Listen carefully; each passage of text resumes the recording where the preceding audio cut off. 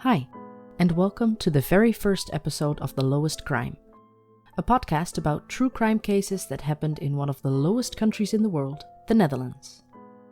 I am Eline, and in today's episode we will take a look at the tragic case of Anne Faber, a case that shook the country and raised serious questions about the justice system. Before we start, please be advised that today's episode contains details about violence and sexual assault that some listeners may find disturbing. And although I try my very best to bring you all the known facts, I am still just an amateur podcast creator and there is always a chance of me making an error. So, let's dive in.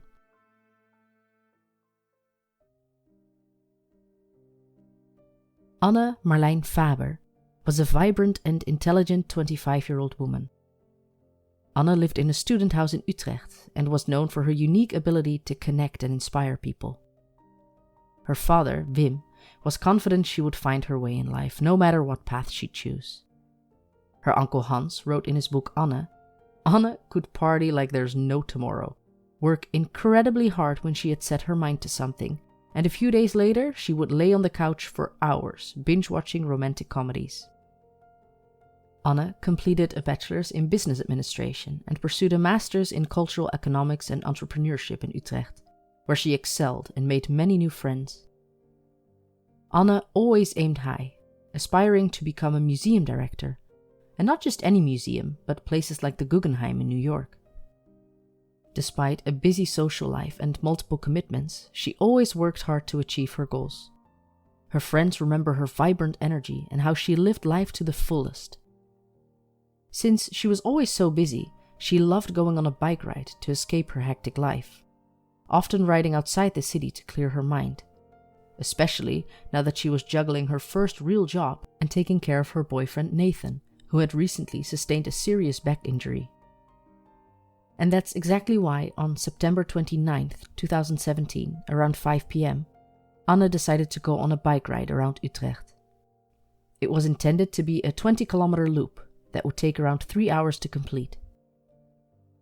As she pedaled through the countryside, a heavy rainstorm hit, drenching her. She took a selfie, pouting and holding her fingers up in a peace sign, and sent it to her boyfriend, Nathan. Little did he know this would be the last he'd ever see of her. When, around 8 p.m., Anne didn't return home as expected, Nathan grew increasingly worried. He checked all alternative scenarios, but after none of his messages seemed to reach Anne's phone and she would not answer any of his calls, he decided to call Anne's mother, Else, to inform her that Anne had not returned home from her bike ride. Else, deeply concerned, went to the police to report her daughter missing. This was nothing like Anne. She would never just stay out without telling anyone. Seeing the urgency in Else's expression, the police took immediate action. Meanwhile, Nathan and Else spent all night searching the woods for Anne.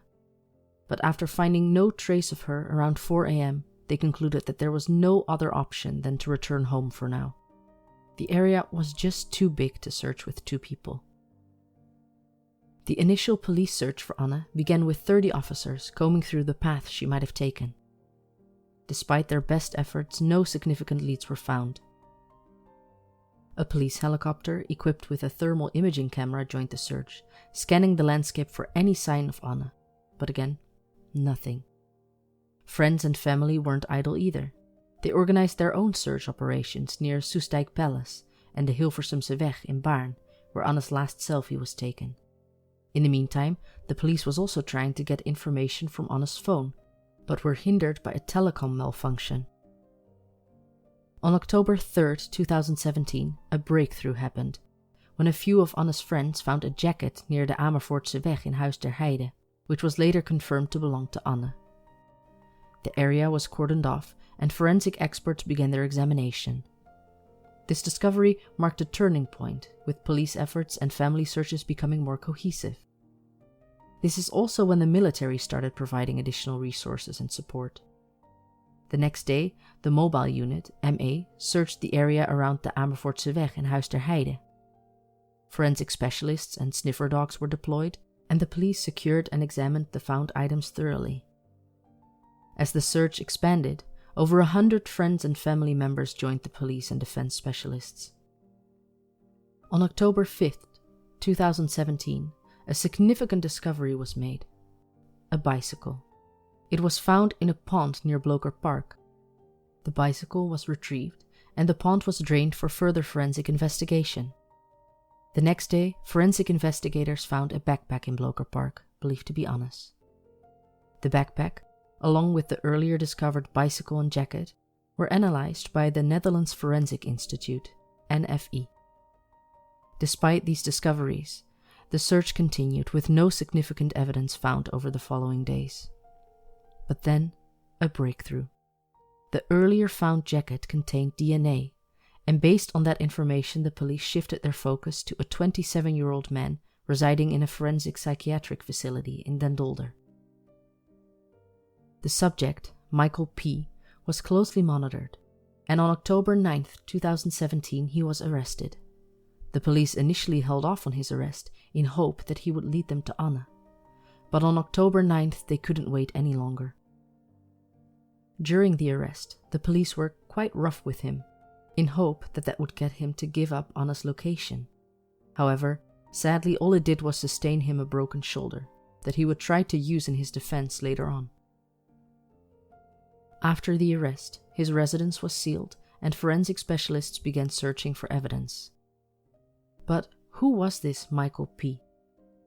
Michael Panhuis, or Michael P as we would all come to know him, had been serving a prison sentence for the brutal rape of 2 underage girls, a crime he had said he was proud of and that it had been a dream come true. The news that Anne had most likely fallen victim to somebody with that kind of history was a devastating blow to friends and family. But the fact that somebody had been arrested also meant that they were one step closer to finally finding Anne. The police managed, with smart interrogation techniques, to get Michael P. to confess to the crime and revealed the location of Anne's body. He confessed not out of guilt or empathy, but purely for self-preservation, hoping for a lower sentence if he cooperated. The information that Michael provided moved the search to Zeewolde. Search teams, including police dogs and a helicopter, covered the area extensively.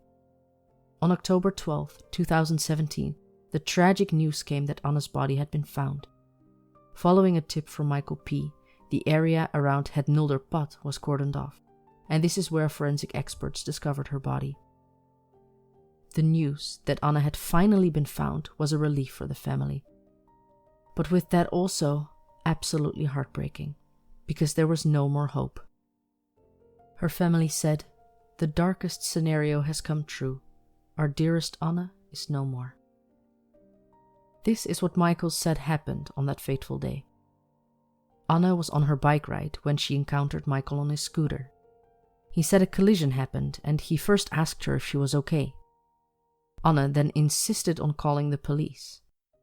However, his scooter was uninsured, and Michael, fearing the repercussions, said he panicked. He claimed that up until that moment he had no intention of harming Anne. Yet, he showed a knife, destroyed Anne's phone, and forced her into the nearby woods. There, he subjected her to a brutal sexual assault. Despite his claims of intending to let her go afterwards, things took a dark turn when Anne tried to resist. He bound her hands with zip ties, placed her on his scooter, and drove further into the forest. At Soesterberg Air Base, they climbed over a fence, reaching a secluded area.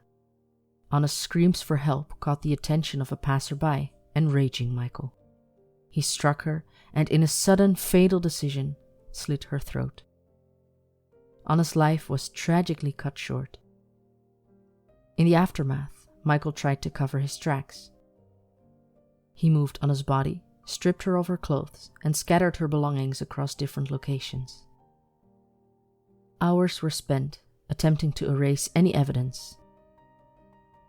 He put Anne in his mother's car and drove to a forest in Zeewolde, a place that he had known from his childhood.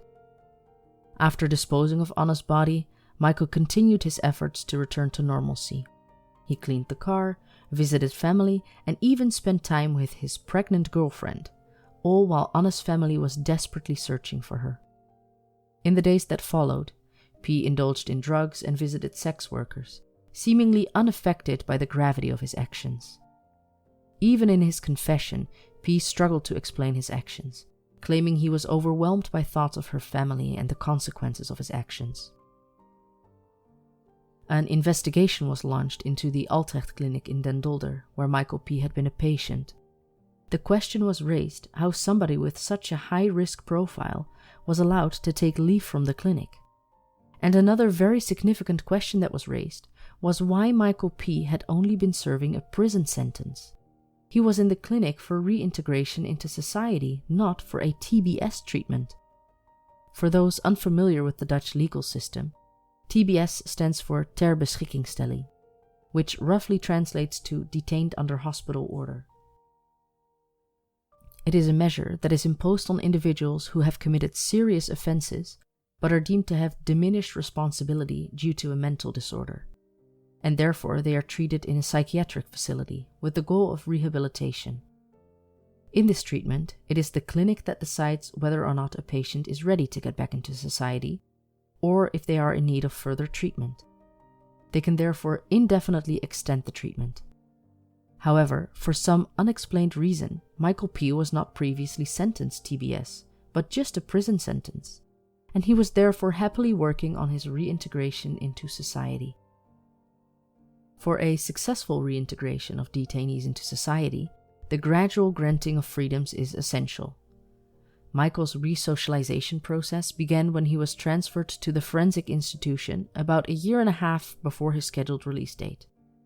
Strangely enough, even before his arrival, his initial freedoms had already been arranged.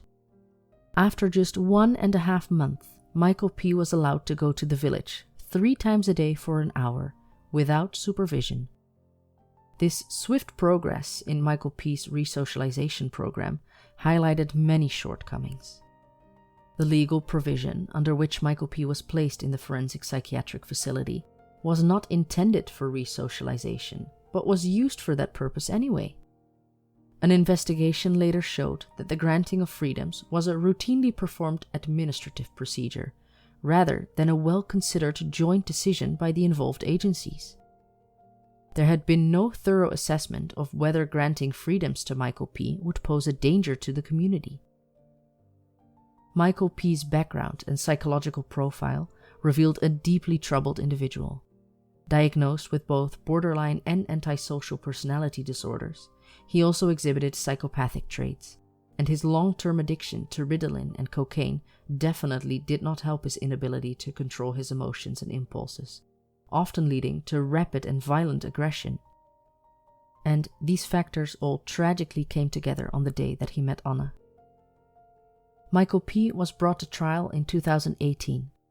The proceedings were closely followed by the public and the media as the nation sought justice for Anne. The trial revealed harrowing details about the crime and Michael P.'s background, highlighting the failures in the system that allowed him to be free at the time of the murder. Michael P. was sentenced to 28 years in prison, followed by an indefinite psychiatric treatment. The sentence aimed to ensure that he would never pose a threat to society again. Anne Faber's murder exposed significant flaws in the Dutch forensic psychiatric system. The government launched an inquiry to investigate how Michael P. had been granted temporary leave despite his high-risk profile. The inquiry revealed gaps in communication between institutions and a lack of adequate monitoring of offenders on leave. In response to these findings, the Dutch government implemented stricter policies for granting leave to psychiatric patients. These included more rigorous risk assessments, improved interagency communication, and increased supervision of offenders granted temporary leave. These reforms aim to prevent such tragedies from occurring in the future, and to restore the people's public confidence in the system, which had definitely taken a hit. Anne's family became vocal advocates for change, using their platform to push for reforms and raise awareness about the issues in the forensic psychiatric system. They also established the Anne Faber Stipendium, supporting young, talented business leaders in the creative industry, just like Anne would have been. Anne Faber's legacy is one of sorrow, but also of significant change. Her case remains a poignant reminder of the need for vigilance in monitoring violent offenders. And while no system is perfect or will ever be perfect, the changes implemented in the wake of Anne Faber's murder are a crucial step towards preventing similar tragedies. Anne's family continues to honor her memory through their advocacy and the work of the Anne Faber Stipendium, ensuring no one will ever forget her. Thank you all so much for listening. Follow The Lowest Crime on Instagram to find all images related to the case. Also, don't forget to follow the podcast and leave a review so that others that are interested in true crime can find the podcast as well. I look forward to seeing you in the next one.